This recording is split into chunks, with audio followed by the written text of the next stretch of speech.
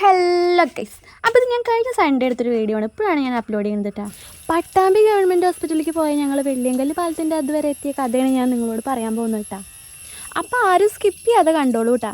അങ്ങനെ പട്ടാമ്പി ഹോസ്പിറ്റലിൽ നിന്ന് റിട്ടേൺ പോകുന്ന വഴിക്ക് ഞാൻ ഏട്ടനോട് പറഞ്ഞു കേട്ടോ, വെള്ളിയങ്കല്ലും കൂടി പോവല്ലേ എന്ന് ചോദിക്കലും കേട്ടോ. നോക്കിയെന്ന് പറഞ്ഞിട്ട് ഞങ്ങളിത് അവിടെ നിന്ന് നേരെ വെള്ളിയങ്കല്ലിക്കാണ് വിട്ടത് കേട്ടോ. കടുക് നിലത്തിട്ടാ പൊട്ടിത്തെറിക്കിട്ടോ. അമ്മ അതൊരു വെയിലായിരുന്നു കേട്ടോ അവിടെ. അങ്ങനെ ആ വെയിൽ ഫുള്ള് നിന്ന് കൊണ്ടിട്ട് ഞാൻ തന്നെ ആലോചിച്ചിട്ട് എനിക്ക് എന്തിൻ്റെ കേടായിരുന്നു എന്ന്. അതിനെപ്പറ്റി ഒന്നും പറയാൻ പറ്റാത്ത കാരണം ഞാൻ ഇതൊക്കെ അങ്ങോട്ട് സഹിച്ചിട്ടോ. ഞങ്ങൾ എപ്പോൾ വെള്ളിയങ്കല്ലിൽ ചെന്നാലും അവിടെ നല്ല ഫോട്ടോഷൂട്ട് കെങ്കേമായിട്ട് നടക്കും. അപ്പോൾ വണ്ടി ഇടാൻ സ്ഥലം കിട്ടിയത് കുറച്ച് വിട്ടിട്ടായിരുന്നു കേട്ടോ. അപ്പോൾ വണ്ടിയൊക്കെ ഇട്ടിട്ട് കുറച്ചങ്ങോട്ട് നടക്കാണ്ടായിരുന്നു കേട്ടോ. സൂര്യൻ അങ്ങനെ ഉച്ചിൽ വന്നടിക്കുന്ന കാരണം നടത്തൊക്കെ ഞാൻ കുറച്ച് സ്പീഡിലാക്കിട്ടോ. അപ്പോൾ അതിൻ്റെ തൊട്ടപ്പുറത്ത് തന്നെ വെള്ളിയങ്കല്ല് പാർക്കും ഉണ്ട് കേട്ടോ. സൺഡേസ് ഒന്നും അപ്പോൾ ഈ പാർക്കിൻ്റെ ഉള്ളിലേക്ക് അടുക്കാൻ പറ്റില്ല കേട്ടോ, അമ്മ അതിൽ തിരക്കാവേ.